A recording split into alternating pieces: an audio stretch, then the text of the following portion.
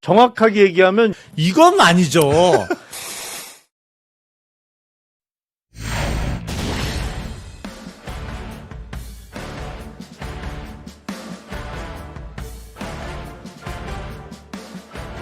반갑습니다. 오대영입니다. 이재명 대통령이 지명한 첫 국무총리 후보자 김민석 후보자에 대한 인사청문회가 끝났습니다. 재산, 학력, 어김없이 후보자 신상에 대한 의혹이 도마에 올랐고 결국 청문회는 파행으로 끝났습니다. 모든 게 소명됐다는 여당, 무자격 후보자라는 야당. 청문 보고서가 합의로 채택될 수 있을지, 임명 동의안에 야당은 어떤 입장을 취할지 그 선택이 남아 있습니다. 청문회 와중에 부각된 또 하나의 키워드는 검찰입니다. 총리 후보자는 정치검찰의 폐해를 언급했고 검찰 개혁의 속도는 빨라지는 양상입니다. 이번 청문회는 무엇을 남겼는가 토론하겠습니다. 오늘 함께할 네 분을 소개하겠습니다. 먼저 박진영 민주연구원 부원장 나와주셨습니다. 어서 오세요. 안녕하세요. 더불어민주당 소속 김용남 전 의원입니다. 반갑습니다. 네, 안녕하세요. 김용남입니다. 국민의힘에서 김근식 서울 송파병 당협위원장 나와주셨습니다. 2주 만에 뵙네요. 네, 안녕하세요. 송영훈 전 국민의힘 대변인도 오랜만에 나와주셨습니다. 반갑습니다. 안녕하세요. 네, 90분간의 논쟁 지금부터 시작하겠습니다.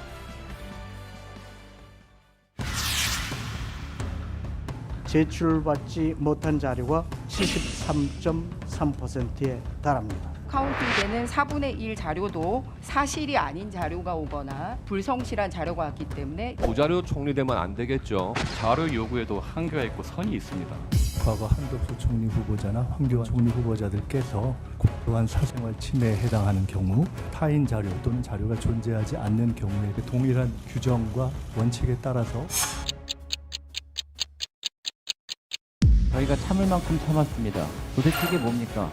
후보자는 우리 인사청문회 자체를 지금 능멸하고 있습니다. 지금 제대로 소명된 것이 뭐가 있습니까? 저도 참을 만큼 참았어요. 배우자 털고 자녀 털고 친인척 털고 지인 털고 지금까지 자료 요청하는 게 아들 돈 어디서 나왔냐라고 하는 소설 쓰고 있고 부당한 자금이다 이렇게 표현하시는 대부분은 저에 대한 표적 사정에서 시작됩니다. 결론적으로 저는 내야 할 것은 다 내고 털릴 만큼 털렸다 이렇게 생각을 합니다.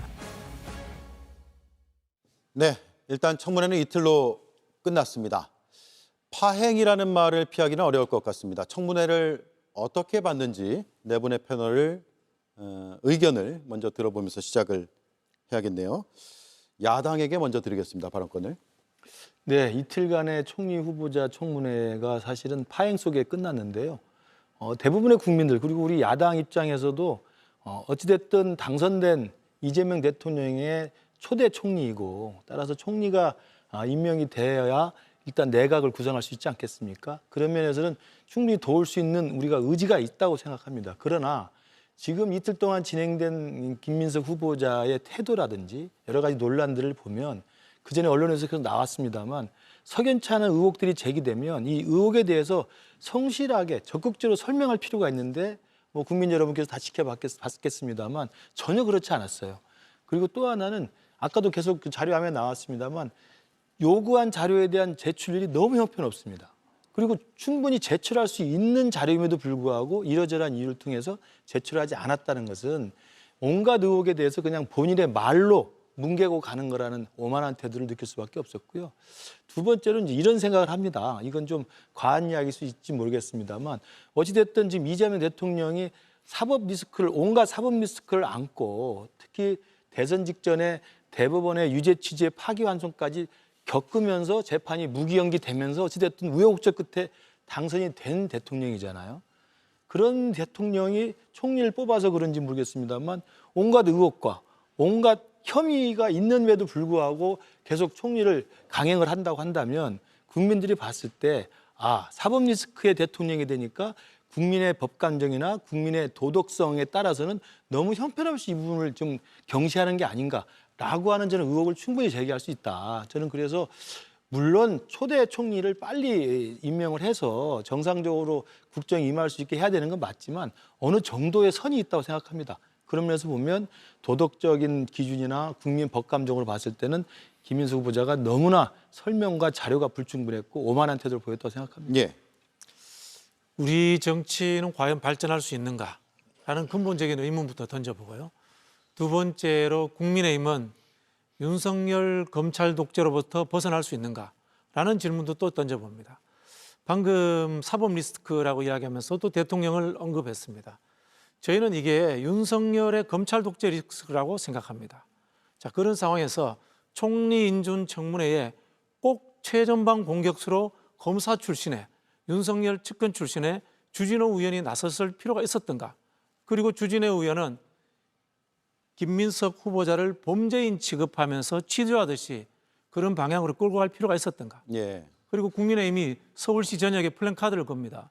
김민석 유격 쟁여놨다라는 플랜카드가 걸려 있고요. 그 위에는 이재명 대통령 축하합니다마는 재판은 받아야지요 라고 플랜카드가 걸려 있습니다.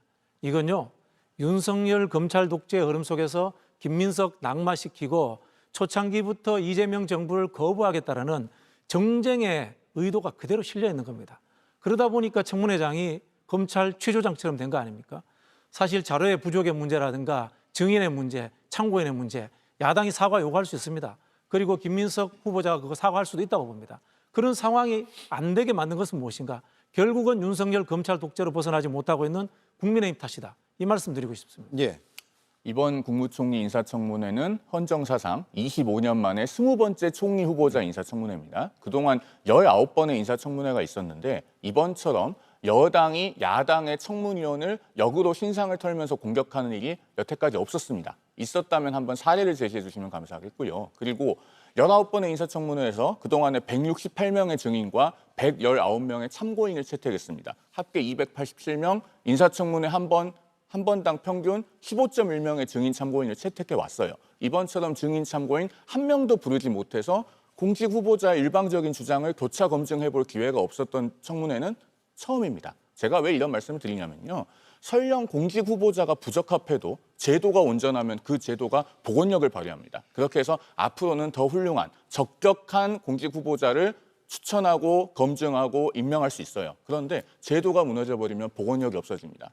인사청문회 제도는 김대중 정신과 노무현 정신의 산물입니다. 김대중 정부 때 총리에 대해서 처음 도입되고 노무현 정부 때 모든 국무위원으로 확대됐습니다. 그 정신이 지금 완전히 무너지면서 제도가 형해화되고 있는데 이것이 민주당 발로 시작되고 있다는 점, 국민들께서 어떻게 보고 계실지에 대해서 한번 깊이 생각해 보셨으면 좋겠습니다. 예. 그 총평을 말씀드리면 일단 무딘 창끝과 두터운 방패의 대결이었다. 이런 느낌이 듭니다. 왜 무딘 창끝이냐? 일단 야당의 전략이 부재했어요. 방금 전에 세상의 청문회에서 야당 의원을 상대로 여당 의원이 오히려 공격을 하는 법이 어디냐, 그리고 뭐 검증 대상으로 삼는 경우가 어디 있었냐라고 말씀을 주셨는데 그거는 사실은 야당의 주진우 의원이 자초했습니다. 여당 의원이 주진우 의원 얘기라고 얘기한 적이 없어요. 근데 여당 의원의 발언 내용이 본인을 향한 공격 아니냐 하면서 본인이 이른바 병역 면제 받은 거를 그 자리에서 밝히면서 오히려 검증 대상이 야당의 인사청문위원이 되는 현상을 본인 스스로 만들었어요. 그러니까 야당의 전략 부재 그리고 이슈화를 못 시켰습니다. 사실은 이런저런 의혹을 나열은 했습니다만 중점적으로 한두 개 큰 거를 터뜨리지는 못했어요. 그리고 방금 전에 증인 참고인 채택이 아무도 안 되지 않았었느냐라는 말씀을 주셨는데 그것 또한 야당이 자초한 측면이 큽니다. 왜냐하면 증인 참고인으로 후보자의 배우자뿐만 아니라 이미 갈라선 전처까지 이제 요구를 했었거든요. 그런 과정에서 아예 이도저도 채택이 안 되는 결과를 오히려 야당이 자초한 전략 부재와 이슈화의 실패 이런 측면이 있었기 때문에 무딘 창끝이었다라고 표현이 되고요. 두터운 방패는 뭐 지금 국회 내의 의석 구조 때문인지는 모르겠습니다만 원래 인사청문회를 통해서 어떤 낙마하는 후보자가 나오면 그전에도 보면 오히려 여당 쪽에서도 문제 제기를 하거나 어떤 비판에 가세하는 그 현상이 나올 때 낙마하는 후보자들이 나왔었는데 이번에는 그런 현상이 없었어요. 그러니까 오히려 여당 쪽의 일종의 팀워크는 끝까지 단단했다. 그래서 크게 한 방을 야당 입장에서는 터뜨리지 못했던 청문회 아닌가 싶습니다. 예. 제가 팩트체크 차원에서 두 가지만 말씀드리겠습니다. 인사청문회를 시작하기 전에 이미 민주당 발로 주진우 의원에 대한 공격이 시작됐고 그것이 어느 정도까지 이어졌느냐. 김민석 후보자 본인이 조국혁신당에서 주진우 의원을 공직 후보자로 추천하는 포스팅이 올라오니까 그걸 공유하면서 국무위원으로 추천하겠다는 글을 올렸다가 3시간 뒤에 삭제한 일이 있었어요. 예. 그게 있었다는 거 말씀드리고요. 아니, 그다음에 그건 증인 소셜 문제는 작가님. 잠깐만요. 아직 말이 안 끝났습니다. 증인 문제는 전처 이야기 하시는데 국민의힘 청문위원들이 그 전처 이야기했다가 이미 철회를 했습니다. 마지막에 5명이 남아 있었는데 1명이 김 후보자의 오랜 스폰서였던 강모 씨입니다. 나머지 4명은 과거 불법 정치자금 사건에 연루됐던 분이거나 의심스러운 금전 거래와 관여된 분들입니다. 그 5명만 부르자고 했는데 역대 총리 후보자 청문회에서 증인 참고인 가장 적었던 게 2000년 이한동 후보자 청문회입니다. 증인 3명, 참고인 4명 채택했는데 참고인 2명은 안 나와서 마지막에 2명만 남았죠. 그 합계 5명, 최소 인원 하자고 했는데 그것도 동의를 안 한 것이 민주당입니다. 일단 인사청문회 시작 전에 문제 제기가 있었다는 것은 소셜 미디어를 통해서 각자 이제 그런 포스팅을 하거나 글을 올렸었던 거는 있는지 모르겠습니다만 인사청문회가 시작된 다음에 그 공개된 장소에서 주진우 의원이 오히려 일종의 자폭을 한 측면이 있어요. 그리고 전처와 관련해서는 철회를 했다고 합니다만 아니 그렇게 철회할 걸 애초에 왜 하자고 했어요? 왜 증인 참고인으로 신청을 했어요? 그러니까 제가 야당의 전략 부재라는 말씀을 드리는 겁니다. 거기에 대해서 제가 또 팩트 체크 하나 드리면 예.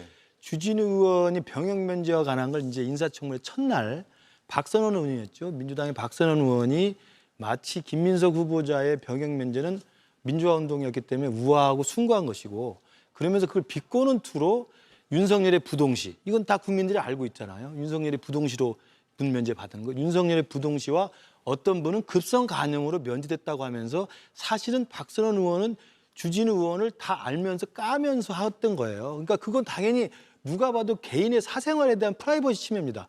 요즘에 김민석 후보자가 여러 가지 자료 제출에 동의 안 해서 안 내는 이유의 가장 큰 명분이 뭐예요? 개인정보이기 때문에 못 낸다는 거 아니겠어요? 개인정보 중에 가장 민감한 게 개인의 질병에 관한 거예요.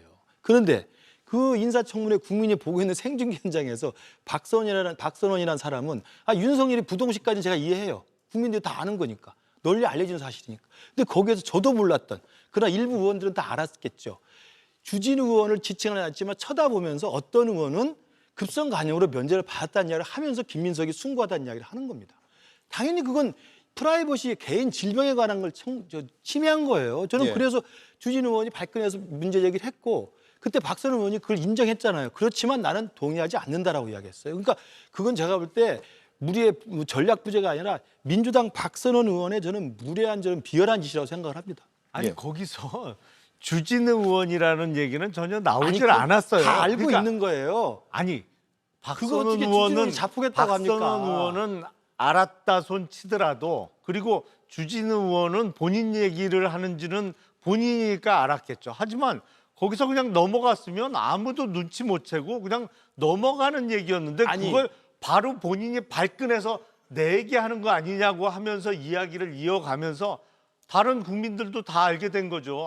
주진우 의원이 그러면 급성 간염으로 병역 면제가 됐었다는 것을 본인 스스로 알린 측면이 그러면 있어요. 제가 김영남 의원한테 어떤 의원은 국민의힘에서 민주당으로 이번돼서 바꿨습니다. 그 이야기하면은 민주당 의원에서 옮긴 사람이 김영남 의원이 다 알잖아요. 그게 개인 프라이버시 침해예요. 그게 왜 박선원이 먼저 잘못한 것이지 왜 주진우가 잘못한 겁니까? 네. 그런 이야기하면 말이 안 되는 만족하고 거죠. 대응을 안 하세요. 그게 그러면 돼요. 뉴스에 나지는 않았었잖아요. 아니죠. 급성 간염으로 면제받았다는 개인 정보에 거 관해서 뉴스에 났어요. 고등학교 때부터 병에 걸려서 지금까지 치료를 받고 있는 사람입니다. 예. 그 이야기를 김민석의 병역 면제를 정당하기 위해서 그렇게 남의 이야기를 왜 꺼냅니까? 그럼 박선원이 비열한 짓입니다. 예. 제가 인정을 해야 돼요. 보기에 이런 것 같아요. 사실 있지 않습니까? 국회의원들이 청문위원이 아니더라도 다 자기 정치하는 사람이잖아요.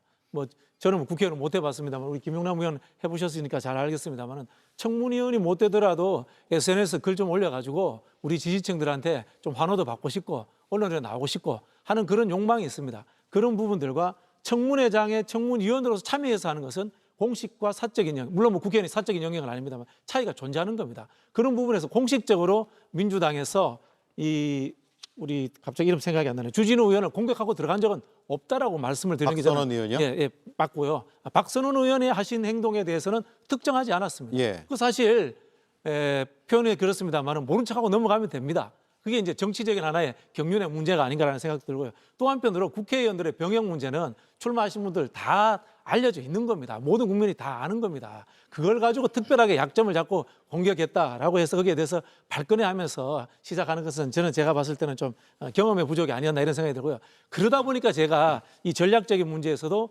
주진우 의원을 앞장세운 것 자체가 문제가 있었다. 왜냐면요. 말씀하신 것처럼 청문위원이 아니더라도 타당 의원을 공격하는 게 한국 정치의 현실입니다. 그런데 이분이 약점이 많아요. 본인의 재산 문제도 있고 본인의 병역 문제도 있고 본인이 또한 윤석열 정부에서 윤석열 대통령의 총애를 받았던 검사 출신이라는 문제점들도 있고요. 왜 그런 분들을 꼭 앞세웠어요? 108명의 의원들 중에 똑똑하고 청문위원 잘하는 분들 많은데 저는 이게 국민의힘이 아직도 윤석열의 그늘에서 벗어나지 못했고 그런 분들이 중용받는 현실이 아닌가. 예. 이거 지적하고 싶은 제가 거예요. 볼 때 두 분의 인사청문회에 대한 우리 당의 비난은 도저히 제가 받아들일 수가 없는 게 박진영 부원장님도 지금 그 이야기 아니야. 왜 검찰 독재로 망한 너희 정당이 왜 검사 출신 인천위원을 쓰느냐는 거잖아요. 인사청문위원은 자격을 요하는 게 아니에요. 우리 당의 국회의원이면 우리 당 안에서 가장 잘 인사청문회에 자료를 잘 모으고 열심히 성실하게 할 수 있는 사람을 우리가 골라서 세우는 겁니다. 근데 검사 출신은 인사청문위원은 안 된다? 그 이후로 우리 당의 전략이 잘못됐다고 말하는 건 진짜 도저히 납득하기 어렵고요. 김영란 의원도 지금 애초에 시작이 잘못된 거예요. 주진우 의원의 급성 간염에 의한 병역 면제를 박선원 의원이 비열하게 그야말로 쓰리 쿠션으로 우회하면서 비아냥거린 건데 그것에 대해서 박선원의 그 비열한 짓을 먼저 공격을 했어야 되는 것이지 그 이야기에 대해서 왜 주진우 당신이 발끈해서 스스로 자폭하냐고 이야기하면 그건 본말을 전도한 거예요. 그리고 그 전에 주진우 의원에 대해서 메신저 공격이 계속 있었잖아요. 인사청문회 전에도. 아까 이야기했습니다만 주진우 의원이 나서서 자료를 공개하고 SNS에 올리고 해서 김민석 의원의 그 현찰 그 6억 원, 8억 원 빈 것에 대해서 계속 성실하게 이야기를 했지 않습니까? 그러다 보니까 민주당에서 그 메시지에는 공격을 잘 못하니까 그 메시지를 계속 내는 주진우 의원이 아들이 뭐 20대인데 7억이 있다는 등 그 이야기를 계속 하는 거예요. 근데 잘 생각해 보세요. 인사청문위원들은 그 인사청문 대상의 김민석 후보자를 검증한 사람들이지 어디 인사청문위원회 자격을 검증하는 데가 어디 있습니까? 그 말이 안 되는 본말 전도에 제가 하나 좀 힌트를 진짜 그건 드릴게요. 말이 안 되는 거예요. 제가 국민의힘 소속으로 있을 때 그때 국민의힘이 야당을 할 때 인사청문회 관련해서 뭐 일도 한 적이 있습니다만 왜 제가 이번에 전략이 없었다라고 말씀을 드리냐면 지금 주진우 의원에 대한 메신저에 대한 공격이 많았다고 말씀을 주셨어요. 그게 왜 그랬겠어요? 왜냐하면 주 야당의 주 공격수가 한 명밖에 없었어요. 다른 인사청문위원들이 눈에 띄질 않았어요. 근데 원래 야당이 인사청문회를 준비하면 원내에서 전략회의를 합니다. 그래서 그 역할 분담도 해요. 그리고 각자 공격 포인트도 다 따로 맡아서 합니다. 이 사람 저 사람이 공격하다 보면 여당 입장에서도 야당의 한 명에 대해서 그렇게 문제 제기를 하고 공격을 할 수가 없어요. 왜냐하면 공격해야 될 대상이 많으니까. 근데 이번에 보면 국힘의 다른 청문위원들이 눈에 띄질 않았어요. 그러니까 인사청문회가 열리기 전까지 아무도 공격을 제대로 하는 사람이 없었어요. 그러면 그걸 비판을 해야죠. 아니, 국민의힘 인사청문위원들이 다 성실하지 못했다. 아니, 그러니까. 주진우 의원만 너무 열심히 했다고 비판해야지 왜 주진우 의원이 자폭했다고 이야기를 합니까? 그 잘못된 이야기죠. 그러니까 일단 기본적으로 야당의 전략 부재에다가 주진우 의원은 인사청문회 당일날 본인 스스로가 자폭을 했어요. 예. 본말에 전도된 거고요. 잠깐만요. 지금 첫 번째 우리 토론의 쟁점은 김민석 후보 청문회가 남긴 것인데 자연스럽게 김민석 후보 청문회가 남긴 게 주진우 의원 논쟁이 돼버린 것 같다는 생각이 드네요. 그래서 이거 조금만 더 토론을 하고 가겠습니다. 그런데 논점이 여러 갈래로 지금 흩어져 있어서 제가 이렇게 질문을 드릴게요. 인사청문위원에 대한 역공은 메신저 공격인가? 그리고 이른바 물타기 혹은 피장파장의 오류를 범하는 것인가 아니면 본질은 아니었지만 파생된 의혹이고 역시나 공인에 대한 검증이기 때문에 충분히 의혹 제기는 가능하다로 봐야 되는 것인가 그 시각 차이가 있을 것 같아요. 먼저 네, 제가 시작하시죠. 오래 쉬었기 때문에 좀 말씀을 드리겠습니다. 자, 지금 우리 토론이 시작한 지 20분이 됐는데 7할 이상을 주진우 의원 이야기만 했습니다. 이게 지금 민주당의 전략이죠. 김민석 후보자는 내라는 자료 안 내고 증인 참고인 단 한 명도 없는 청문회를 이틀간 받으면서 그나마 마지막엔 파행이 됐습니다. 5년 동안 국회의원의 신분이었는데 재산 형성 과정이 과연 적법하고 도덕적으로 문제가 없는가 많은 의문들 중에 해소된 것이 거의 없어요. 그런데 주진우 의원 이야기로 그런 모든 의혹과 논란들을 덮어버립니다. 이런 게 바로 메신저 공격이에요. 메시지를 반박하지 못하기 때문에 그 반박할 수 없는 메시지들은 그대로 두고 메신저에만 계속 상처를 입히는 방법을 사용하고 있는 겁니다. 이런 게 만연해지면요. 앞으로 대한민국의 인사청문회 제도는 존속할 수가 없어요. 제도 자체가 여야가 말싸움하라고 도입된 제도가 아닙니다. 공직 후보자가 그 직에 맞는지 도덕성, 청렴성, 능력 이런 것들을 검증하라고 도입된 제도입니다. 25년 역사상 이렇게까지 인사청문회 제도가 변질된 적이 없었다라는 말씀을 다시 한번 드립니다. 제가 이렇게 인사청문회가 변질되면 이야기하셨는데요. 늘 변질돼 있었다는 말씀을 좀 드리고 싶고요. 예. 자, 순수하게 정말 김민석 청문회였던가 아니면 이재명 정부 흔들기가 목적이었던가. 자, 우리 여기서 토론하는데 위원장님도 이렇게 이야기를 합니다. 이재명 대통령의 사법 리스크로부터 출발했기 때문에 김민석은 깨끗해야 돼라고 시작을 합니다. 우리 토론도 사실은 알고 보면요. 토론을 넘어서서 진영 간의 총력전이 돼버린 거예요. 야당은 그렇게 나오는 것이 당연히 하는 것이다라고 생각을 하고요. 김민석 총리 청문회도 가면요. 아까 우리 군 문제 이야기가 나왔는데 사전 질문에 이런 이야기가 나옵니다. 이재명 대통령도 군대를 안 갔고 김민석 총리 후보자도 군대를 안 갔고 이런 식의 질문이 이미 야당으로부터 나옵니다. 이야기 뭐냐면요. 김민석 후보에 대한 순수한 청문회가 아니라 이 정부를 흔들겠다는 야당의 총력전이라는 것이 다 드러난 거예요. 우리 솔직히 말씀드려가지고 청문회가 김민석의 실력, 인격 이런 것들을 집중적으로 토론하고 거기에 대해서 밝히는 자리다라고 전 국민이 그렇게 생각 안 합니다. 편 나눠가지고 싸우는 것이 돼버렸다라고 생각을 하고 있습니다. 현실이 그렇게 됐어요. 그래서 제가 첫 화두를 이렇게 던졌습니다. 과연 우리 정치는 발전하고 있는가? 자, 그러면 여기에서 그럼 여당은 잘했느냐? 사실 솔직히 말하면 피장파장이에요. 피장파장인데 그 피장파장의 원인을 제대로 발목 잡을 수 있고 아주 팩트를 강하게 가지고 날카롭게 할 수 있는데 그걸 그르치게 만든 사람이 주진우 의원이 아니었던가라고 자꾸 문제 제기를 하는 거예요. 저는 정반대인데요. 주진우 의원만큼 그렇게 열심히 파헤쳐서 이번에 인사청문회 임한 사람들은 없다고 봅니다. 아까 김영남 의원이 오히려 이제 그렇게 설명을 해주셔서 그렇게 이해를 하는데 우리 당의 다른 인사청문위원보다 주진우 의원은 시정일관 김민석 의원의 이른바 유장채무 의혹 그리고 스폰서 받은 의혹 그리고 국회의원 된 이후에 재산 형성 과정의 불투명성을 계속 수치와 자료를 가지고 계속 요구를 했어요.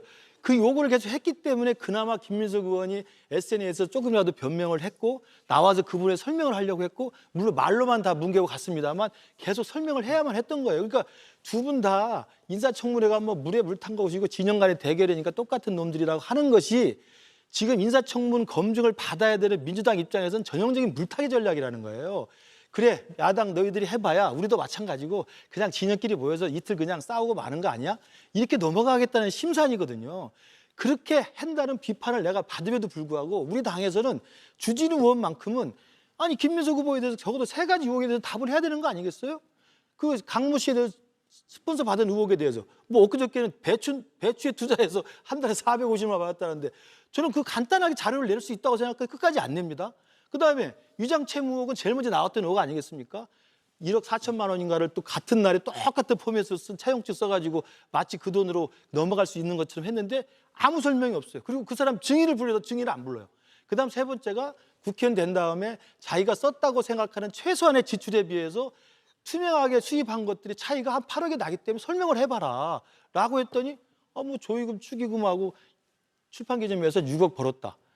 이게 그냥 입증을 하거나 아니면 적어도 저는 처음에 첫날에 저는 제가 아는 김민석 정치인은 사과를 할 줄 알았습니다. 이게 범법행위는 아니더라도 여러 국민들 눈높이는 정말 제가 여러분들이 이해할 수 없는 제가 특권을 누렸을 거라고 생각할 겁니다. 정말 죄송합니다. 그러나 국무총리로 임명해 주시면 더 열심히 하겠습니다. 저는 제가 아는 김민석은 그럴 거라고 생각했어요. 근데 전혀 그렇지 않았어요. 예. 오히려 목소리 쫙 깔고 도도하게, 오만하게. 정말 저는 거기서 정치인 김민석에 대해서는 제가 기대를 접었습니다. 우리가 누가 뭐 수사하고 기소해서 재판에 넘기라고 하는 게 아니잖아요. 그 의혹에 대해서 설명하라는 것이고, 설명하기 싫으면 퉁틀어서라도 죄송하다는 말을 해야죠. 아니 조의금 걷고 축의금 걷고 출판기념회에서 6억 번 게 무슨 자랑입니까? 저는 정말 납득하기가 어려워요. 우리 위원장님이 아시는 김민석, 제가 아는 김민석이 제가 봐도 사과할 줄 알았어요. 저도 근데 사과할 줄 사과할 알았어요. 기회가 없어져 버린 거예요. 아니 모두 발언 때 할 수 있는 사과할 거죠. 기회가 없어져 버린 게 제가 봐서 여기 또 조연이 한 명 등장합니다. 국민의힘 소속의 서울시의원, 제가 성함은 잘 모르겠어요. 이분이 고발을 해버린 거야. 예. 근데 이게 검찰에서 바로 서울중앙지검 형사 1부에 배당을 해버린 거야. 이게 뭡니까? 김민석 범죄자라고 바로 프레임 세워놓고 주진우라는 검찰 출신 국회의원 동원해가지고 이런 느낌 아닙니까? 자, 재산 증식이 수상한데 인지수사 해야 될 것 같은데, 아니 인지수사 하다 보면은 조금 있으면 별건으로 다른 이야기도 나올 것 같은데, 이런 느낌으로 청문회장을 몰고 가는 겁니다. 사실은요, 자, 서민들이 보기에 재산 증식 결과라든가 과정들이 좀 석연치 않습니다. 이렇게 나오면은 총리 후보가 사과할 수 있습니다. 서민의 눈높이에 봐서 적절치 못했던 것 같습니다. 그러나 범죄 행위는 없습니다. 이렇게 갈 수 있는데요. 형사 고발해 버리고요. 검찰 출신이 나서가지고 취조장으로 만들어 버리는데, 이게 그러면은 순수한 김민석 청문회입니까? 정권을 흔들려고 하는 검사 출신들의 정권 흔들기 출발점 아니냐, 이렇게 누구나 다 생각할 수밖에 없는 거예요. 예. 검사 출신 한 말씀 하시죠.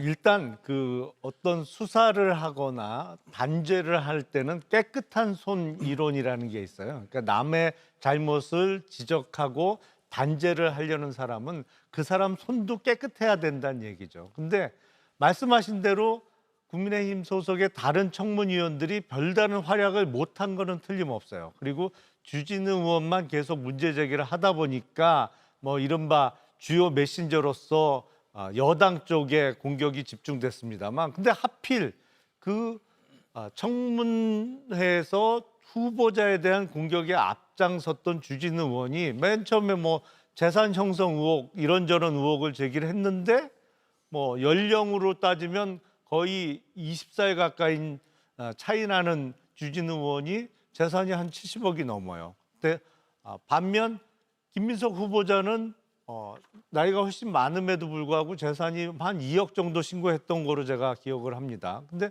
주진우 의원은 더군다나 이제 막 20살이 된 아들이 7억 8천만 원 정도의 예금을 갖고 있고, 그래서 재산 형성 의혹을 제기를 하는데, 그 잘못을 지적하는 당신의 손은 깨끗하냐? 국민들이 보시기에는 이건 적반하장 내로남불 아니냐? 도대체 그 나이에, 더군다나 이제 갓 20살이 된 아들이 어떻게 7억 8천이라는 예금을 갖고 있을 수가 있느냐라는 문제 제기부터 시작된 것이거든요. 그러니까 저는 주진우 의원이 너무 열심히 해서 너무 잘해서 주요 공격의 대상이 됐다기보다는 주진우 의원이 국민들이 보시기에는 이게 깨끗한 손이 아닌 것처럼 보인 거예요. 그러니까 지저분한 손으로 남을 가리키면서 비판을 하다 보니까 오히려 많은 국민들이 오히려 문제 지적을 하는 사람이 잘못된 거 아니야? 이렇게 됐던 것이고, 그리고 주진우 의원이 어떤 스폰서 의혹, 재산 형성 의혹을 제기했습니다만, 이거는 우리나라 재산 공개 제도가 갖고 있는 한 가지 그 맹점을 조금 간과한 측면이 있습니다. 왜냐하면 국회의원이나 이제 재산 공개 대상자가 되면 매년 변경된 재산을 다 신고하고 공개하게 되는데, 그 기준 일자가 있어요. 그러니까 매년 연말자 기준이니까 12월 31일자 기준으로 신고를 하고 공개가 되는 거예요. 그러니까 연중에 있었던 그 어떤 재산의 변화, 예를 들어서 어디 출판 기념회를 해서 들어온 돈으로 기존 채무를 변제했다 하면, 그게 출판 기념회에서 들어왔던 돈은 이미 사용이 되어버린 돈이기 때문에 갖고 있는 돈이 아니죠. 12월 말일자 기준으로는. 예. 그럼 신고할래야 신고할 수가 없습니다.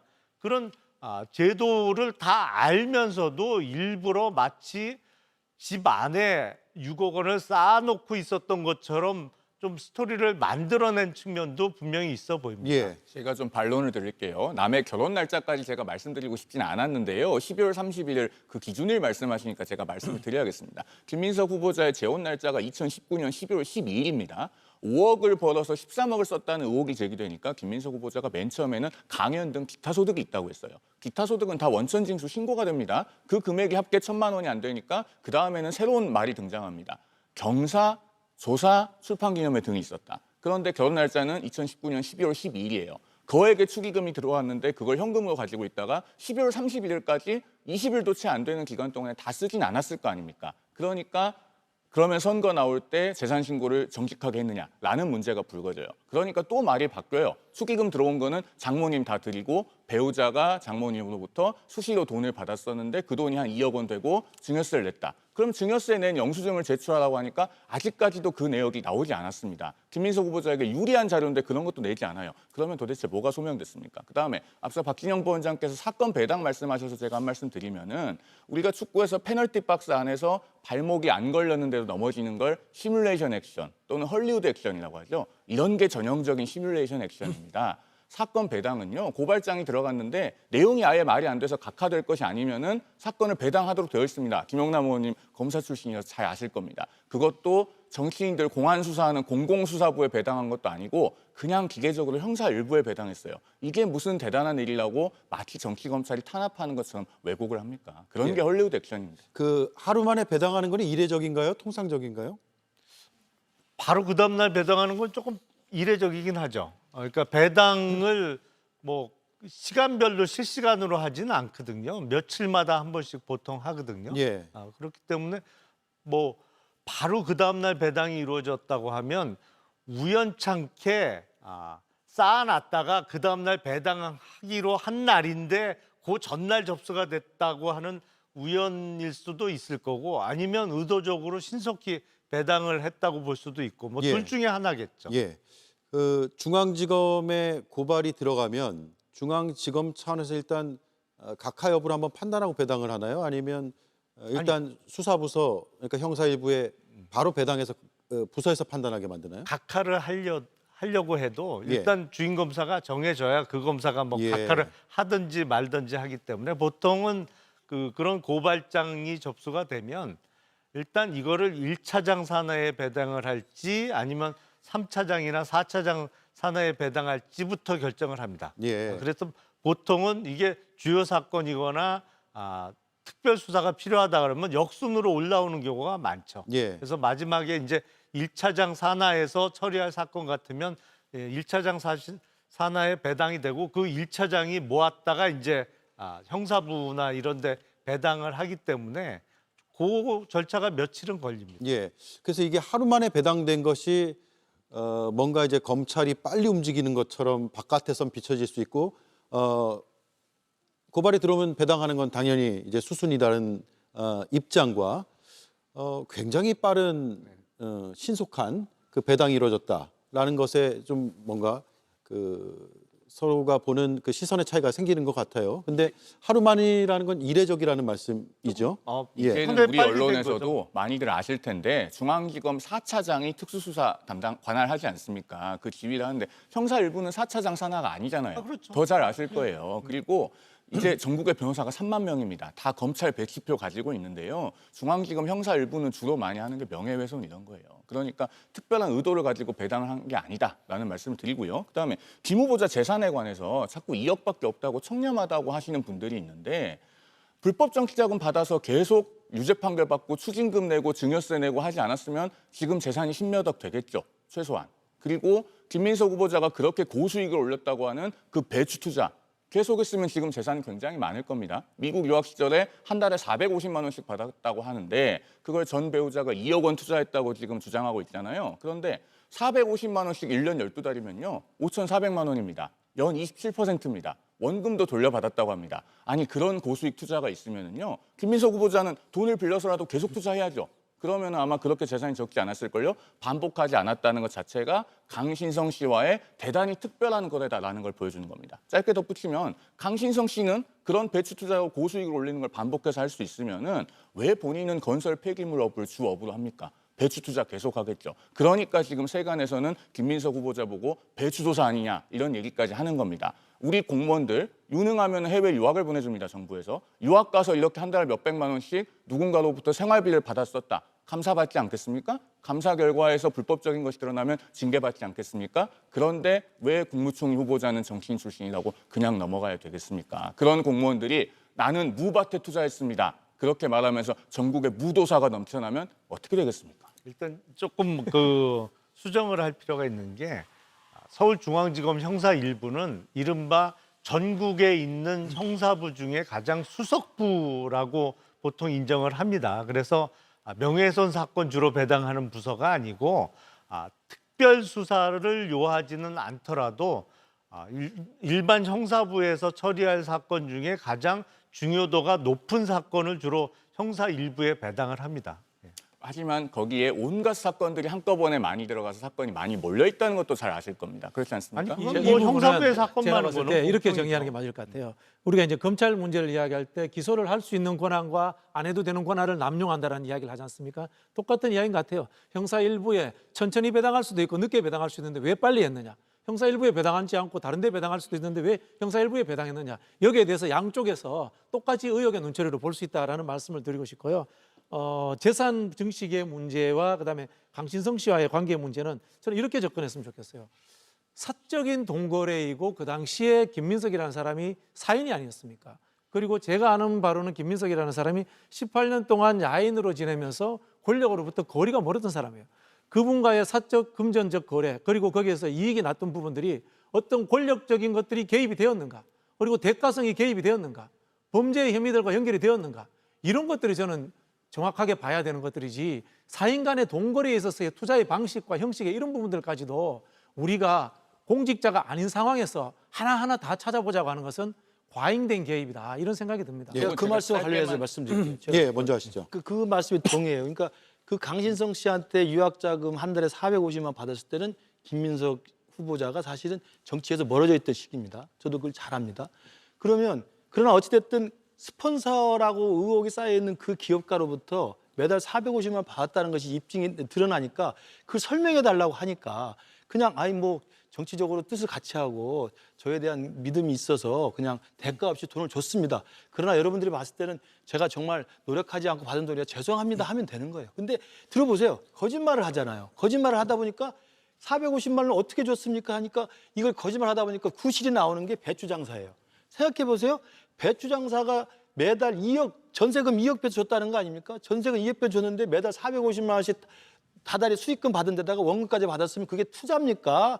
뭐 빌린 겁니까? 뭡니까 이건? 그냥 주고 싶은 건데 그냥 구실 하나 만들어 준 거고 이걸 그러면 자신이 입증하려면 간단해요. 박 의원님 생각해 보세요.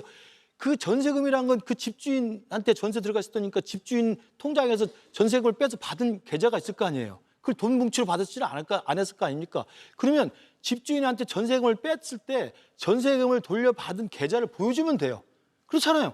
2억을 뺐습니다. 빼서 2억을 강신성한테 줬습니다. 투자하라고. 그 2억을 강신성한테 현금을 주지 않았을 거 아닙니까? 계좌로 보낸 거 요 두 계좌만 내면 되는데 왜 안 냅니까? 이게 없을 리가 없잖아요.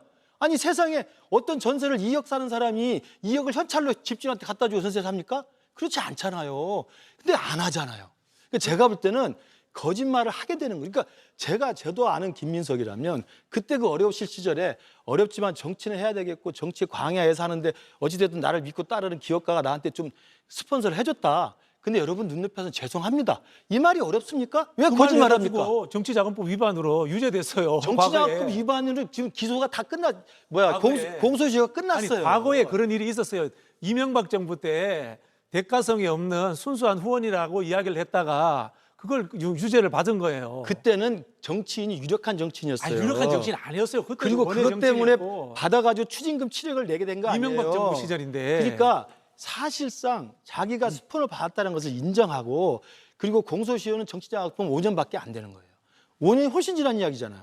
그러면 죄송하다고 하면 되는 겁니다. 김민석 후보자가 거짓을 나니까 배추 장사까지 나오는 거예요. 김민석 후보자가 과거에 정치 검찰로부터 탄압받아가지고 그 논리에서부터 시작됐다는 이야기가 위원장님 이야기하신 그런 식으로 수사를 받아가지고 제가 기억하기로 2010년도인가 그때 그 유죄를 받았어요. 그런 전례가 있는 상황이었다는 것을 말씀을 드리고요. 7억 얼마짜리 정치 자금이 무슨 정치 감찰의 기획에서 그런 겁니까?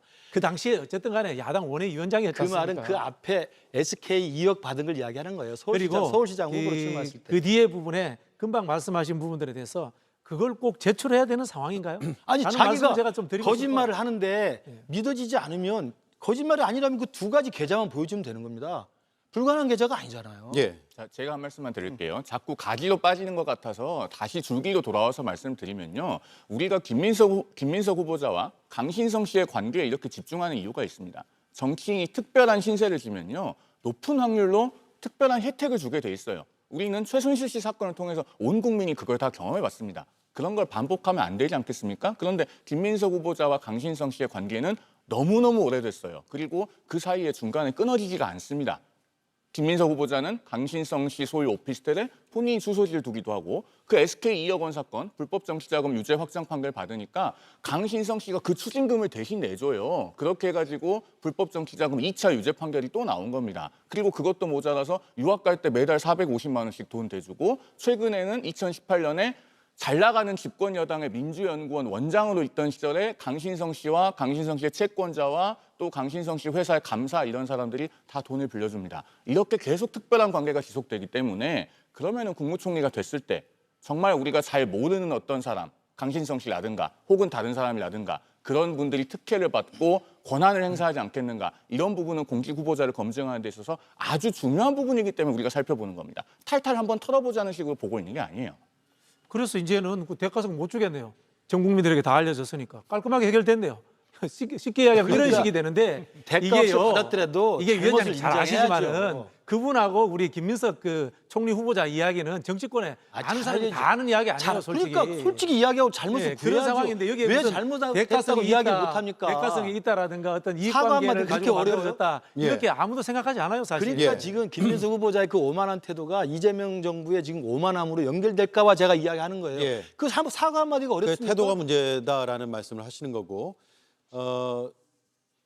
법률을 다루는 입장에서는 어떻게 보셨어요? 이런 의혹 제기와 해명 지금 말끔히 다 해소가 됐다고 보세요? 글쎄 크게 법률적인 문제가 되기는 어려워 보여요. 왜냐하면 일단 돈을 갚았다는 시기는 비교적 최근일 수 있습니다만 돈을 뭐 받았거나 빌렸거나 했다는 시기는 이미 오래 전인 것 같거든요. 그래서 주로 뭐 정치자금이 됐던 아니면 정치자금이 아닌 정말로 개인 간의 채권 채무 관계라든지 그 법률적인 문제는 돈이 건너갔던 그 시기에 문제가 되는 것이기 때문에 법률적으로 오래 전에 일어났던 일이 아닌가 싶고 그 이후에 우원이 돼서 소득이 생기면서 갚은 거 아니냐. 뭐 그런데 야당에서는 그게 금액이 안 맞는다는 얘기를 하는 것이고 후보자 입장에서는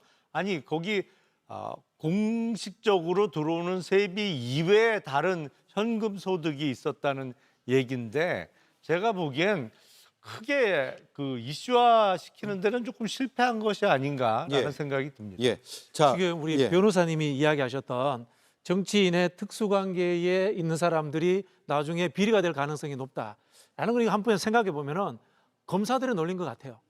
뭐 조금이라도 후원해주면 이거 비리 의혹 있지 않느냐. 그렇게 생각하면요. 지금 정치인들 후원의 계좌 열어서 후원금 받잖아요. 후원금 최대치 500만 원 받는데 500만 원 준 사람들은 다 앞으로 비리 저질 가능성이 존재해서 주는 겁니까? 그렇게 보시는 거는 조금 과하다는 생각이 들어요. 그 500만 원 말씀하셨으니까 그럼 제가 이거 하나 여쭤볼게요. 김민석 후보자가 2020년에 본인에게 500만 원 고액 후원했던 사람을 그 다음에 사급보좌관으로 채용했는데 이건 어떻게 생각하십니까? 그럼 뭐 그런 일이 우리 정치권에서 일반적인 일입니까? 사급보좌관 되려면 다들 500만 원씩 그렇게 고액 후원해야 되는 건가요?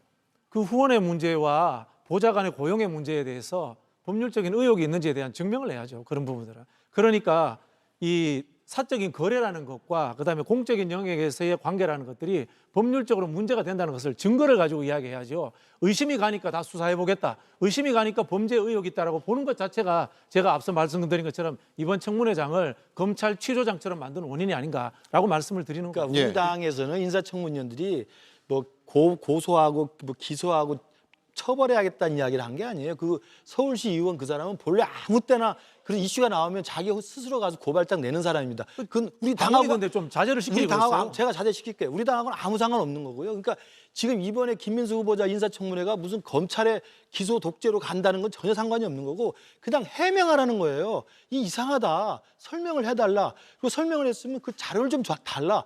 그것에 대해서 아무것도 하지 않으니까 제가 오만한 태도라는 말씀을 드리고 오만함의 극치는 이제 그거였다고 봅니다. 인사청문회. 그 중국 청와대 가서 석사 논문 쓰는 거 정말 고생한 것 같아요. 최고위원 하면서 최고위원회 하루 빠져가면서까지 그 싼 비행기값 끊어가지고 가서 며칠씩 있다 왔다는 거 아닙니까? 본래 김민석 후보자가 머리가 좋으니까 열심히 했을 거예요. 논문을 썼어요. 영어로 석사 논문을. 영어로 석사 논문 쓴 다음에 제목을 중국어로 단 겁니다. 그렇잖아요?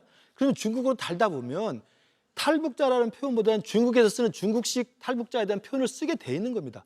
우리가 한일 관계라고 우리는 이야기하지만 일본 가면 일본 사람은 뭐라고 하겠어요? 이란 관계라고 할 거 아니에요? 그럼 우리가 동경대 갔으면 이란 관계라고 제목을 쓰죠. 일본에서 쓰는 통용되는 단어니까 저는 그런 식으로 설명하면 된다고 봐요.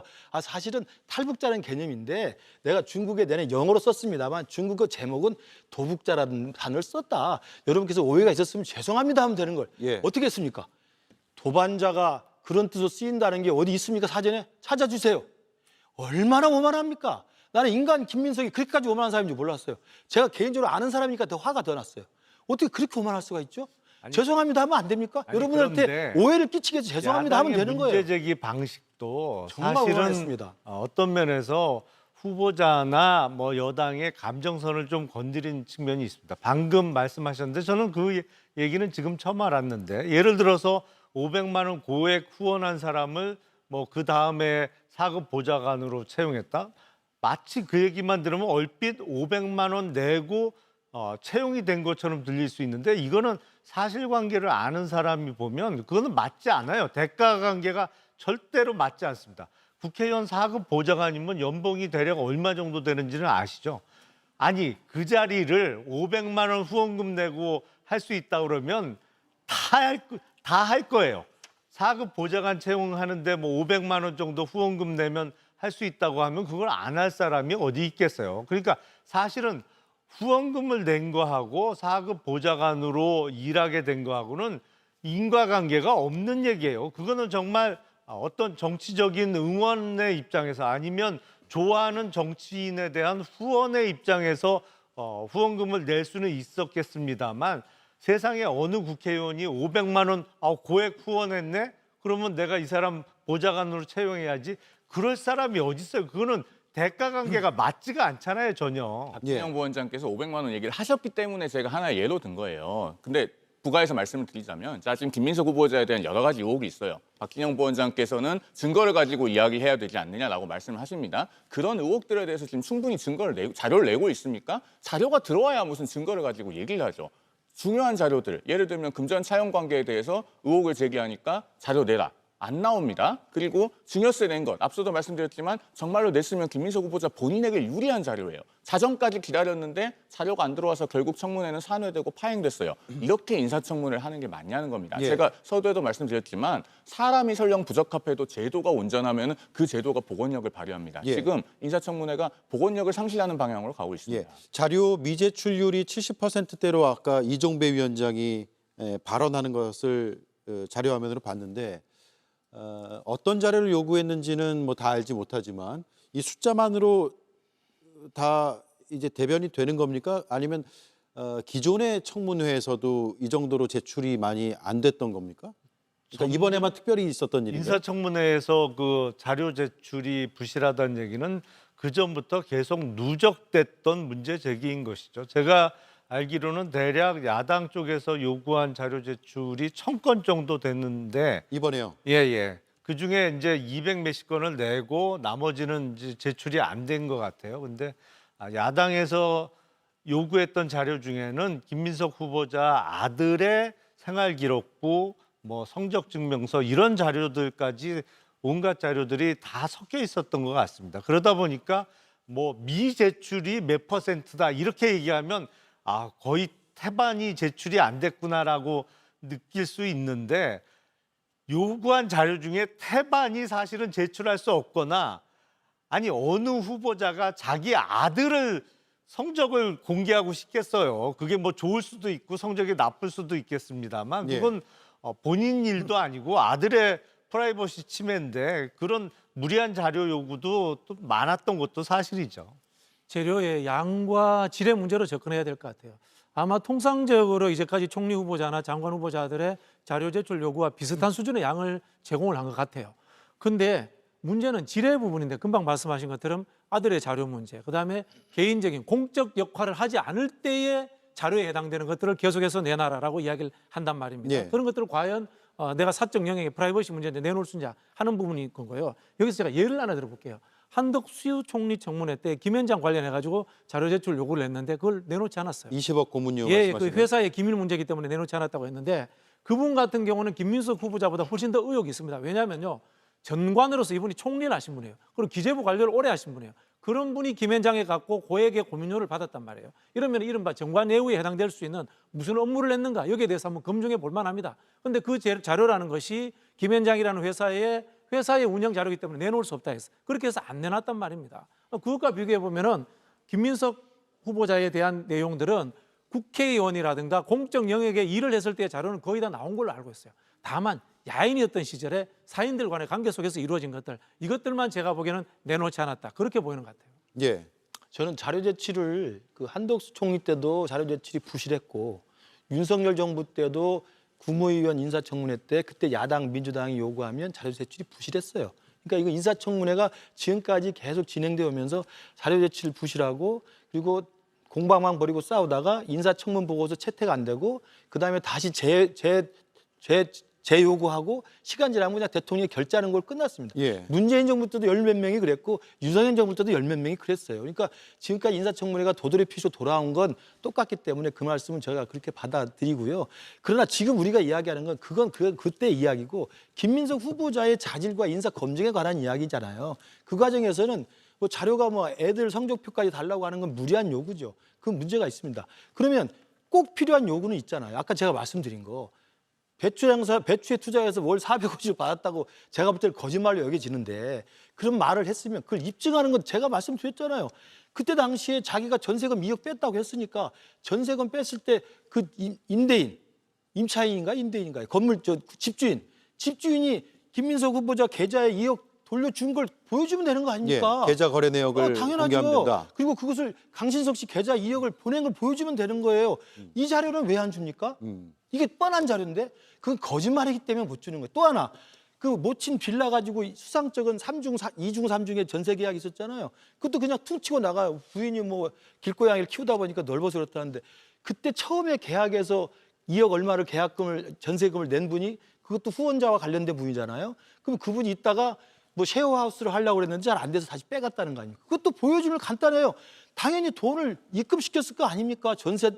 전세권을 담보를 했으면은 그러면 그 모친 빌라의 모친 명의든 김민석 후보자 명의든 그 기업인이 그 전세 자금을 보낸 입금 계좌가 있을 거 아닙니까? 예. 이걸 왜 안 보내주냐고요. 알겠습니다. 거짓말이니까 그런 거예요. 거짓말이니까. 이거요 생각해보면 네. 이런 거 같아요. 예, 하세요. 그렇게 하면 발언하세요. 20대 10대까지 다 내려가야 되거든요. 예. 결국은 우리가 이제 이 논란을 했습니다마는 범위와 한계를 정해야 돼요.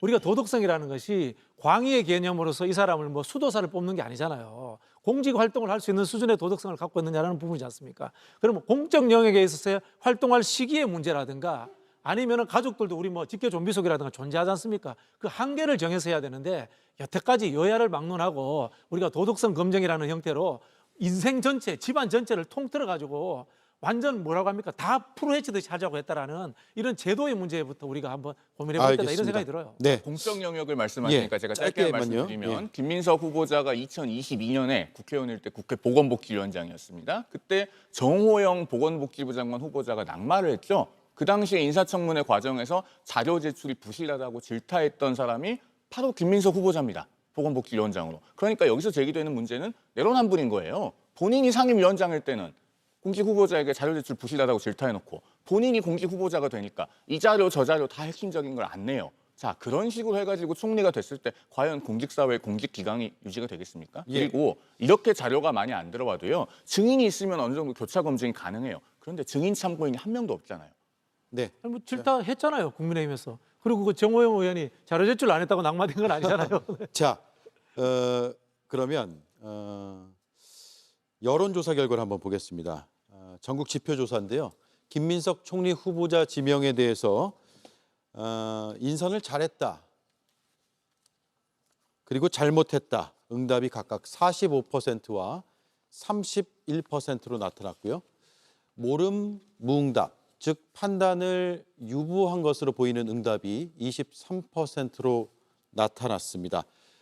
조사 일시가 23일, 24일, 25일, 3일입니다.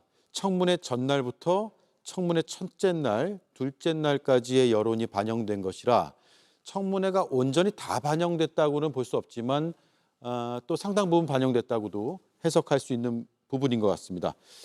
여러 분석이 가능할 것 같아요. 이 수치를 놓고. 김영남 의원 어떻게 보십니까?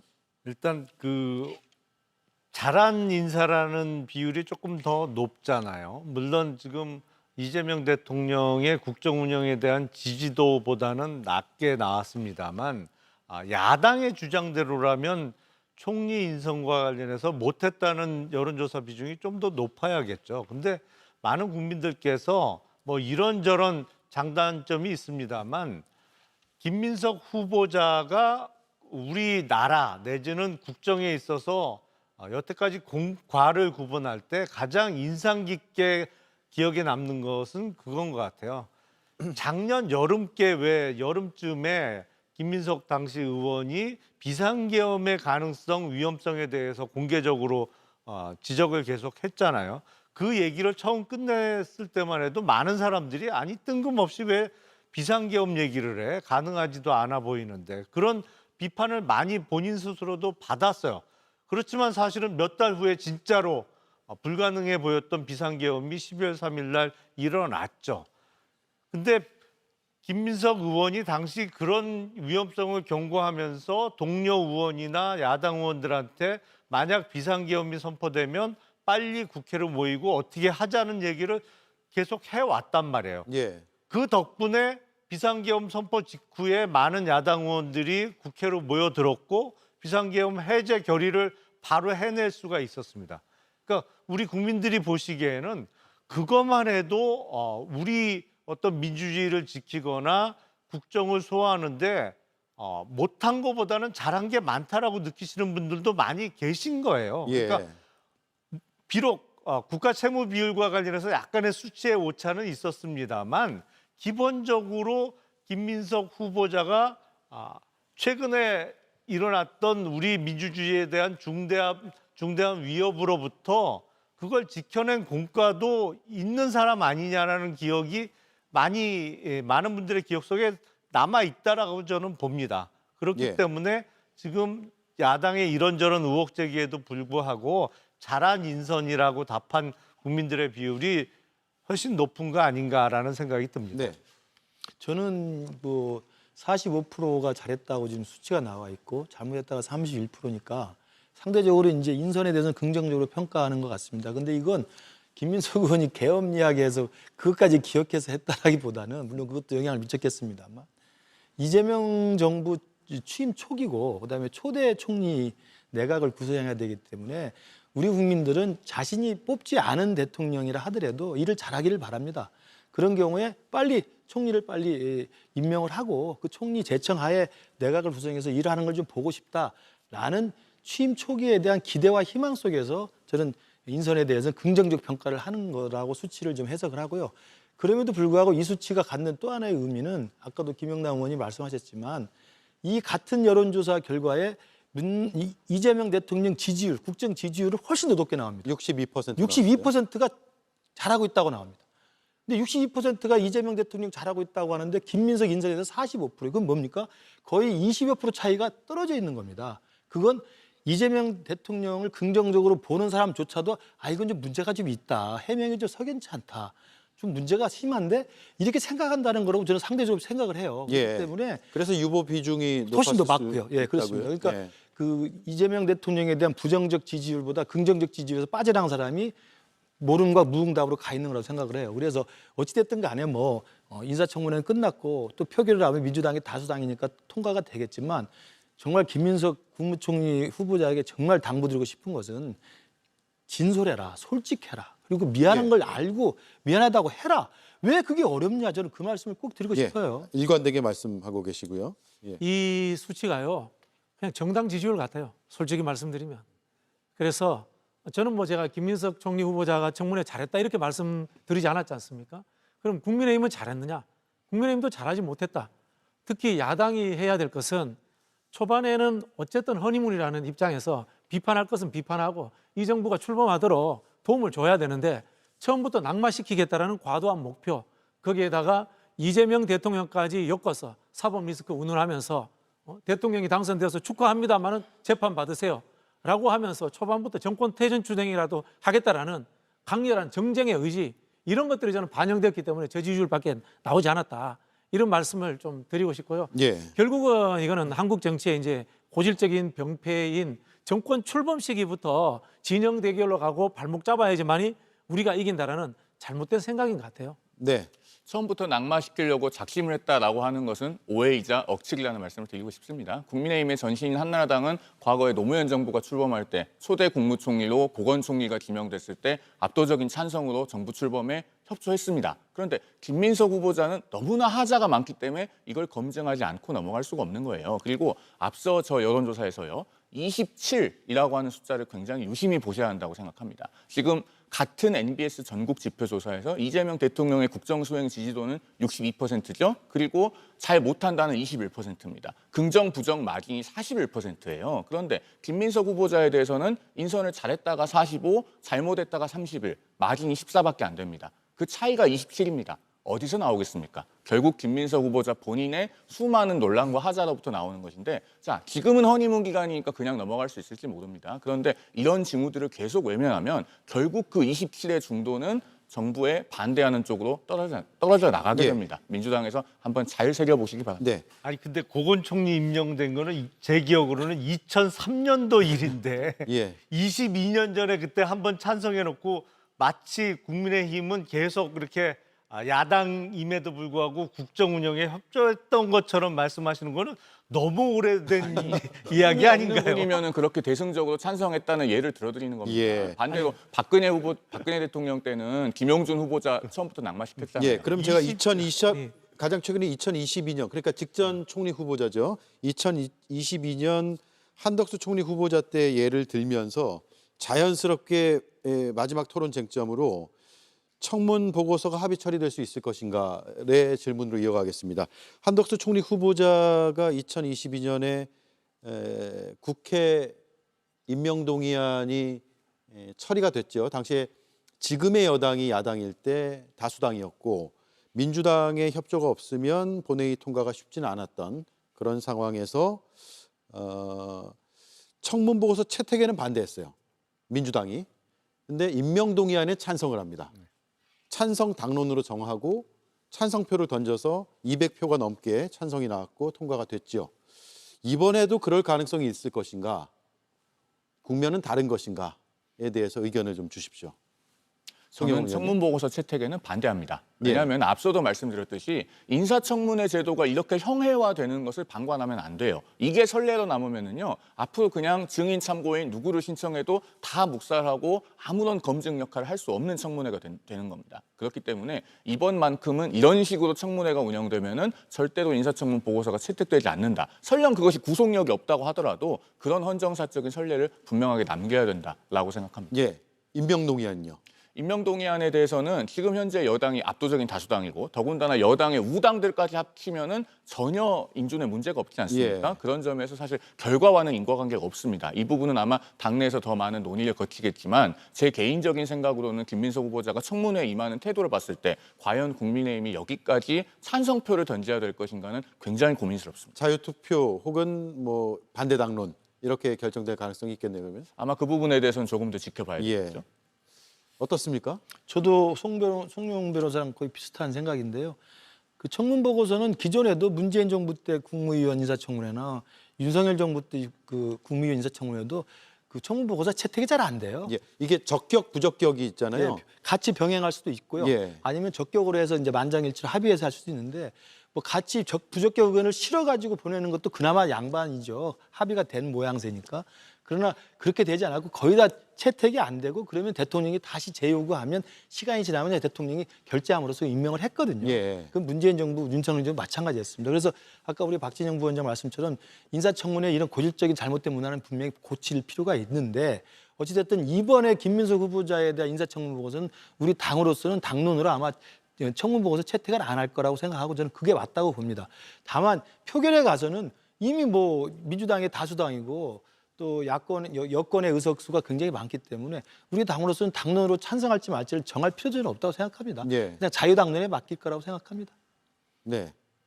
어떻습니까? 여당의 시각에서. 제가 예상해 보건데 뭐 청문 보고서는 안 될 거라고 말씀을 주시니까 뭐 안 될 가능성이 채택 안 될 가능성이 높겠죠. 그리고 어떤 인준 표결과 관련해서도 지금 국민의힘은 제1야당으로서의 존재감이 약해요. 그리고 국민의힘의 그 지지층이 보기에도 제1야당으로서 대단히 무기력한 모습이거든요. 그러니까 왜냐하면 야당으로서 싸울 만한 어떤 이슈나 소재가 없어요. 그걸 만들어내거나 찾질 못하고 있어요. 그렇기 때문에 오로지 지금 하나 발견해낸 것이 김민석 후보자에 대한 반대하는 입장이기 때문에 아마 국회 표결이 실시되게 되면 국민의힘은 당론으로 반대를 하든지 아니면 아예 표결에 불참하는 방식으로 반대 의사를 표시할 가능성이 높지 않나 싶습니다.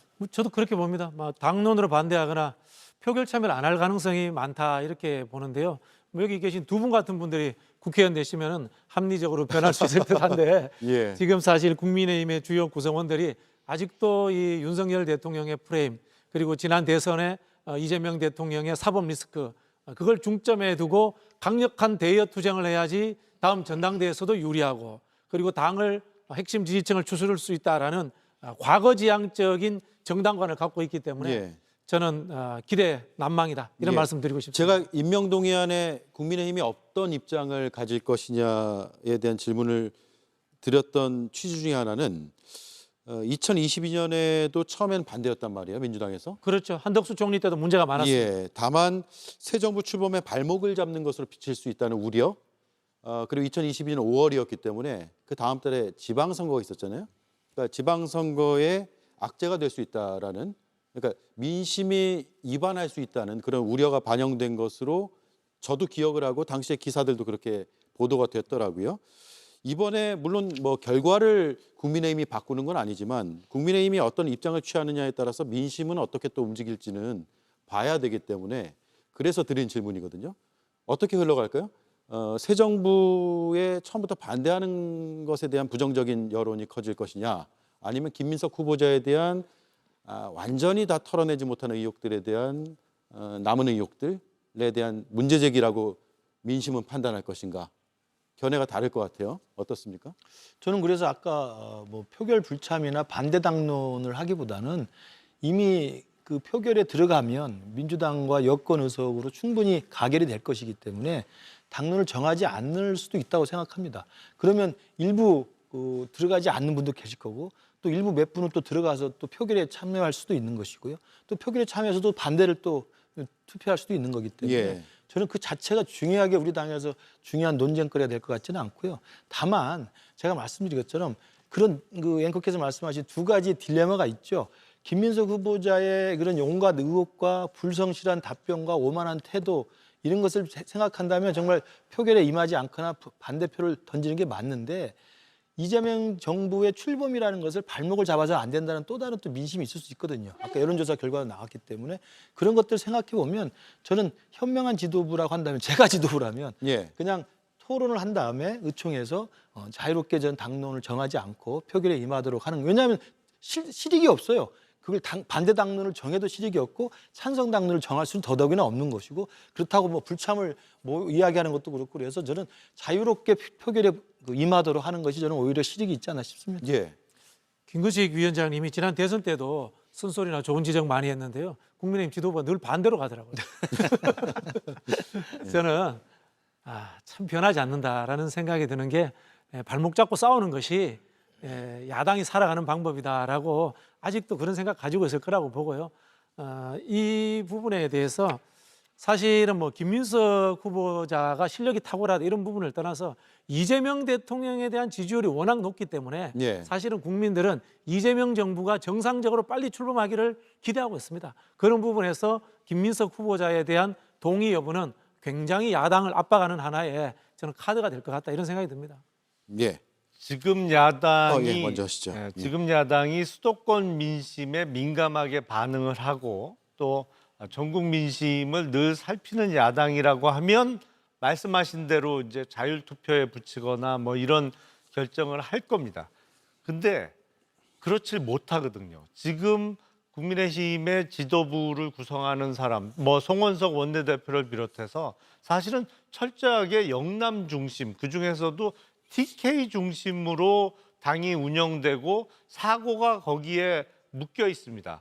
그래서 당 지도부를 구성하는 의원들이 자기 지역구에 어느 쪽 의견이 더 우세하냐에 철저하게 기속되어 있는 모양새를 지금 최근 몇 년 동안 계속 보여주고 있어요. 근데 송원석 원내대표도 지금 TK가 지역구고 주요 중진 의원들이 영남 중심이기 때문에 아마도 어떤 자율투표 이런 거보다는 앞서 말씀드린 대로 반대로 당론으로 반대를 하거나 아니면 아예 표결에 불참하는 쪽으로 또 이번에도 결정을 하지 않을까 싶습니다. 예. 어떻게 결정을 할지는 조금 지켜봐야겠습니다만은 여당에서 자꾸 발목 잡기라고 하시는데 안타깝게도 107석으로는 발목을 잡고 싶어도 잡히지가 않습니다. 자꾸 발목 잡기라고 말씀하시는 것은 역시나 페널티 박스 안에서 헐리우드 액션 하시는 거에 가까워요. 그리고 만약에 야당이 반대 당론을 정하거나 자유투표를 하더라도 반대표가 많이 나온다면 그것은 어떻게 보면 민주당 내부에서 나와야 될 목소리를 야당이 대신해주는 의미도 있습니다. 자, 민주당 현역 의원 중에 김민석 의원을 후보자로 골랐어요. 그러면은 국민들께서 보시면서 특히 또 민주당 지지층에서 이런 생각을 하실 수 있을 겁니다. 아니, 우리 당 의원 중에 고르고 골랐는데 김민석 후보자처럼 이렇게 불법 정치자금 전과가 많고 금전 관련해서 투명하지 못하고 논란이 많은 사람밖에 없는가? 사실은 자괴감을 느끼고 있는 분들이 있을 거예요. 그 숫자가 앞서 말씀드린 이재명 대통령이 잘하고 있거나 적어도 잘못하지 않는다고 생각하지만 김민석 후보자에 대해서는 평가를 달리하는 27%의 중도층인 겁니다. 사실은 민주당 지지층에서 우리는 이보다 훨씬 더 자랑스럽고 당당하고 떳떳한 총리 후보를 갖고 싶다라는 목소리가 내부에서 나와야 됩니다. 그것을 정치 현실상 하기 어렵다면은 그런 역할을 대신해 주는 것도 야당의 임무다라고 생각합니다. 예. 다른 의견 없으시면 뭐 굳이 그런 굳은 일까지 대신 안 해주셔도 돼요. 아무도 그거 바라지 않아요. 예. 아니 근데 말씀하신 내용인 즉설은 결국은 표결에는 참여하겠다는 이야기지 않습니까? 예. 그렇게 되는 게 그나마 정치가 좀 정상으로 가는 길이 아닌가 그런 생각이 듭니다. 네. 예. 자, 그러면 어쨌든 지금 수순으로는 김민석 후보자가 총리가 될 가능성은 거의 뭐 확정적이라고 볼 수밖에 없을 것 같고요. 시간의 문제겠죠. 어떤 과제가 있을까요? 뭐 정치 복원 문제도 있을 것이고, 야당과의 특히 협치 문제가 있을 것이고, 어떤 기대와 또 과제, 우려 이런 것들을 갖고 계십니까? 저는 이번 김민석 후보자 인사청문회의 이런 좀 우여곡절을 좀 보면서 상당히 많은 논란과 진통이 있었잖아요. 근데 이게 매번 반복되는 패턴이에요. 그러니까 민주당이 야당일 때 똑같이 그렇게 이야기를 했고 예. 우리가 여당일 때 똑같이 또 자료를 잘 안 내고 그랬어요. 그러니까 이런 인사청문회가 실제로는 2000년 이후에 도입돼서 민주화의 산물이라고 해서 인사청문회가 굉장히 각광을 받았습니다만 이미 20년이 지나면서 이제는 굉장히 실효성 없는 제도로 이상하게 돼버렸습니다. 그래서 저는 이참에 여야가 좀 합의를 한다면 인사청문회의 본질적인 문제점들을 좀 연구를 해보고 이걸 제도적으로 해소할 수 있는 여러 가지 방안들을 좀 이참에 좀 논의를 했으면 좋겠어요. 예. 예컨대 많이 나오는 것처럼 미국의 청문회처럼 신상에 관한 청문회는 치열하게 묻고 따지고 다 설명하되 비공개를 할 필요는 있어요. 그러니까 신상에 관한 걸 비공개를 하면 제가 아까 제기했던 그런 전세금, 입출금 내역서라든지 뭐 이런 것들은 국회의원들끼리 인사청문위원끼리 말해서 서로 이야기할 수 있거든요. 내부에서만 보완을 시켜서 보는 그렇습니다. 거죠. 그리고 밖에 나가 설리지 않으면 되기 때문에. 예. 그리고 공개적인 인사청문회에서는 정책과 자질에 관한 이야기를 하면 돼요. 그때 나랏빚이 얼마냐, 예산이 얼마냐 이런 걸 물어볼 때 대답 못하면 그건 국가적인 망신이죠. 이제 그런 것들 좀 구분해서 한다든지 이런 등등의 자료 부실의 문제와 증인 채택의 문제 이런 것들도 제도적으로 좀 여야가 합의할 수 있는 것들을 좀 보완했으면 좋겠다는 생각이 들고요. 두 번째로는 이참에 드는 생각인데 이 출판기념회 저는 국회의원 안 해봐서 좀 모르겠습니다만 출판기념회가 정말 음성적인 정치자금 통로거든요. 그래서 지난해 총선 때 우리 당에서는 정치개혁 1호로 이것을 우리가 제안을 했었습니다. 출판기념회를 금지하거나 이걸 입법화하자. 그래서 실제로 부득이하게 해야 된다고 한다면 신고를 하게 투명하게 하거나 상한선을 두거나 뭐 이런 식으로 해서 좀 출판기념회도 정치자금법 안에서 공정하고 투명하게 운영될 수 있도록 저는 제도적인 고민을 할 필요가 있다고 생각합니다. 네. 뭐 안타까운 부분인데요. 출판기념회를 비롯해가지고 이번 대선에 별로 없었던 게 정치개혁 이슈예요. 이제까지 보면 이제 의원 특권 내려놓기라든가 출판기념회 문제 이런 정치개혁 이슈들이 많았는데 또 선거구제 문제. 사실 뭐 훌륭하신 두 분들이 그 지금 수도권에서 국민의힘으로 당선되기 어렵다. 이런 부분들도 승자 독식의 문제 존재하지 않습니까? 지역주의 정치 온전하잖아요. 이런 부분들도 고치자라는 의견들이 좀 나왔으면 좋겠다라는 생각이 드는데요. 저는 우리 김민석 그 총리가 총리로 임명되면은 하셔야 될 일들이 국회 정치 관련돼 가지고 협치를 강화하면서 그런 제도 개선을 하는 것에 대해서 좀 관심을 두시면 어떨까 이런 생각이 듭니다. 왜냐하면 역할 분담을 좀 하자고 보면 이재명 대통령은 민생과 경제에 아무래도 집중하실 것 같아요. 예. 그리고 또 우리 김민석 총리는 상대적으로 의원 선수도 높고 국회에서의 생활도 오래 하셨기 때문에 그런 부분들이 가능하지 않을까 뭐 이런 생각이 듭니다. 네. 자, 이제 시간이 거의 다 됐고 마무리 발언을 들어야 되는데 각 1분씩 드리겠습니다.